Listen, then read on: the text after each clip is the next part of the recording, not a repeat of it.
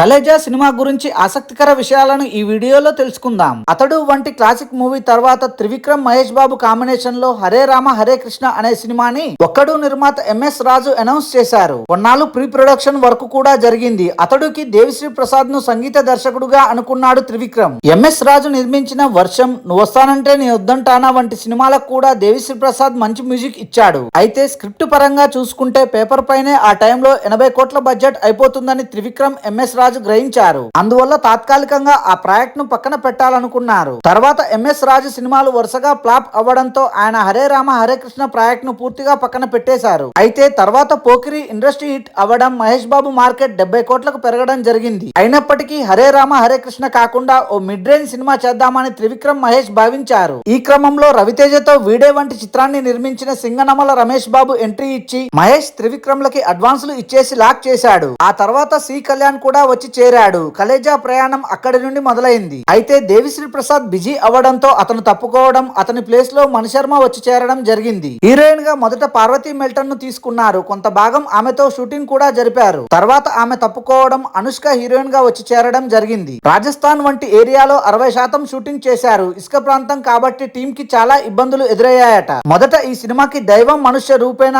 అనే working title అనుకున్నారు. కానీ మహేష్ బాబుకి ఉన్న స్టార్ ఇమేజ్ దృష్ట్యా తర్వాత దాన్ని కిలాడిగా మార్చారు. కొన్నాళ్ళ తర్వాత అది కలేజా అయింది. ఈ సినిమా టైటిల్ గురించి కూడా అప్పట్లో పెద్ద గొడవ అయింది. ఆల్రెడీ ఆ టైటిల్ వేరే చిన్న సినిమాకి రిజిస్టర్ చేసుకోవడంతో మహేష్ కలేజాగా టైటిల్ మార్చాల్సి వచ్చింది. ఫైనల్ గా 2010 అక్టోబర్ 7న ఈ సినిమా రిలీజ్ అయింది. 3 ఏళ్ల తర్వాత తమ అభిమాన హీరోని బిగ్ స్క్రీన్ పై చూసే అవకాశం రావడంతో మహేష్ బాబు ఫ్యాన్స్ ఎంతో ఆసక్తిగా థియేటర్లకు పరుగులు తీశారు. కానీ మొదటి షోతోనే సినిమాకి నెగిటివ్ టాక్ వచ్చింది. కలేజా అనే టైటిల్ కి ఈ కథకి ఏమైనా సంబంధం ఉందా, మధ్యలో దేవుడు కాన్సెప్ట్ ఏంటి అంటూ ఓ రేంజ్ లో మహేష్ అభిమానులే త్రివిక్రమ్ పై ఫైర్ అయ్యారు. దీంతో త్రివిక్రమ్ ఓ ప్రెస్ మీట్ పెట్టి కలేజా కథ గురించి క్లారిటీ ఇవ్వాల్సి వచ్చింది. దానికి సంబంధించిన వీడియో యూట్యూబ్ లో ఉంది, చాలా బాగుంటుంది. ఫైనల్ గా కలేజా రిజల్ట్ ను త్రివిక్రమ్ యాక్సెప్ట్ చేశారు. అభిమానులు ఏదో ఆశించి వస్తే నేను ఇంకేదో వారికి చూపించాను, దాంతో వాళ్ళు డిసప్పాయింట్ అయ్యారు అని త్రివిక్రమ్ తన తప్పును ఒప్పుకున్నారు. రిజల్ట్ సంగతి పక్కన పెట్టేస్తే మహేష్ బాబు త్రివిక్రమ్ ల కెరీర్ లో కలేజా బెస్ట్ వర్క్ అని చెప్పవచ్చు. త్రివిక్రమ్ మనస్ఫూర్తిగా తీసిన సినిమాలో మహేష్ బాబు మనస్ఫూర్తిగా నటిస్తే ఎలా ఉంటుందో కలేజా తెలియజేసింది. టీవీలో ఈ సినిమాని చూశాక చాలా మంది ప్రేక్షకులు తమ అభిప్రాయాన్ని మార్చుకున్నారు. ఈ సినిమాలో అల్లూరి సీతారామరాజుగా Mahesh Babu performance the best అనే విధంగా ఉంటుంది. సదాశివ సన్యాసి అనే పాట అప్పట్లో మార్మోగింది. Thanks for watching this video. For more interesting videos please do subscribe.